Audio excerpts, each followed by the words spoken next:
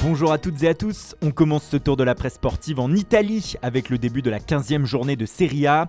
En pleine crise actuellement, la Juventus jouait hier soir et s'en est sortie sur le terrain de la Salernitana, victoire 2-0. Le grand monsieur de la partie a été Paolo Dybala, auteur du premier but et qui a réveillé la Juve pour le Corriere dello Sport du jour. Même si seul petit point noir de la soirée, il a manqué le penalty du 3-0 en fin de match. Rien de mal cependant, la Gioia fait quand même la une de Tuttosport. Alvaro Morata inscrit le deuxième but turinois et la vieille dame est désormais 7ème au classement, à 7 points du 4ème, l'Atalanta. La DA qui s'est encore imposée ce mardi soir face à Venise 4-0.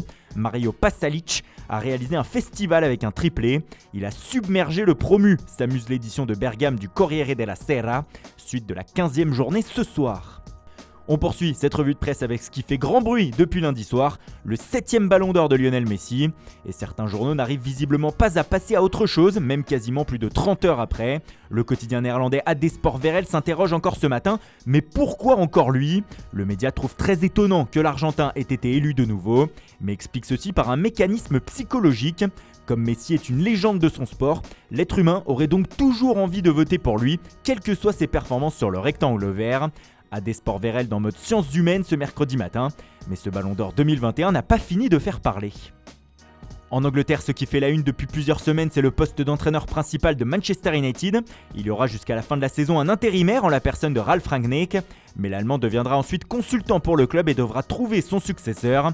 Et bien selon le Daily Telegraph, une nouvelle piste serait actuellement creusée chez les Red Devils, celle menant à Roberto Mancini, l'actuel sélectionneur de l'Italie. Le média explique qu'une non-qualification de la Squadra Azzurra pour la Coupe du Monde au Qatar pourrait ouvrir la porte à United afin de possiblement attirer l'Italien.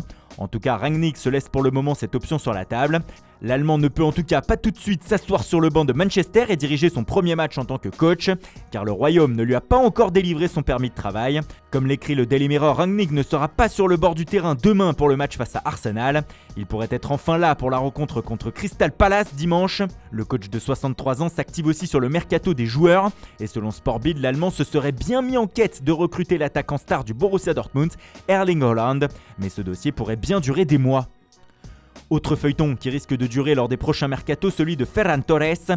Depuis ce week-end, toute la Catalogne s'enflamme sur la possible venue du joueur de Manchester City. Mais comme l'indique Sport ce matin, le FC Barcelone, en proie à de graves problèmes financiers, aurait avoué aux Citizens qu'il ne pourrait pas mettre plus de 40 millions d'euros sur la table pour recruter l'international espagnol, loin des 80 millions d'euros espérés par le club anglais.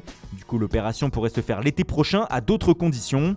Le Barça aurait aussi accentué les contacts avec Chelsea afin de possiblement attirer Timo Werner et ou Hakim Ziyech. En revanche, rien de nouveau sur le dossier Dani Olmo. Enfin, le média espagnol rapporte qu'Ousmane Dembélé aurait indiqué à ses dirigeants qu'il ne partirait pas cet hiver, même s'il ne prolonge pas avec Barcelone. Une nouvelle position du Français qui agace en interne. Et selon Mundo Deportivo, le club catalan aurait fixé un ultimatum à Dembélé pour sa prolongation de contrat. Dans 15 jours, il doit donner une réponse au Barça sur son envie de prolonger ou non. Rendez-vous dans 2 semaines donc. Pour finir sur le FC Barcelone, mercredi prochain, le mastodonte espagnol joue un match capital en Ligue des Champions. Les Blaugrana vont devoir aller chercher leur qualification pour les 8e de finale de l'épreuve sur la pelouse du Bayern Munich. Et bien comme le rapporte El País, cette rencontre pourrait se dérouler à huis clos en Bavière. Face à la recrudescence des cas de Covid-19 un peu partout en Europe et notamment en Allemagne, le ministre-président de la Bavière, Markus Söder, a indiqué que les matchs devraient normalement se dérouler de nouveau sans public jusqu'à la fin de l'année. Un coup dur pour la Bundesliga et donc la Ligue des Champions qui avait retrouvé depuis le début de saison leurs ambiances des grands soirs. Et puis on termine par l'horrible histoire du jour. Ça se passe en Angleterre. Le Daily Mail nous révèle ce matin que le défenseur d'Arsenal Gabriel a été agressé avec un ami en août dernier devant chez lui par 2 hommes dont un était muni d'une batte de baseball. Ils voulaient lui voler sa voiture, son téléphone portable et sa montre. Le Brésilien a réussi à se défendre et à faire partir les agresseurs qu'il avait suivis jusque devant chez lui. Une sombre affaire qui heureusement s'est terminée sans blessure pour l'ancien Lillois. Voilà, c'est tout pour ce matin. Merci pour votre fidélité. Bonne journée à tous et à tout à l'heure pour le JT Foot Mercato.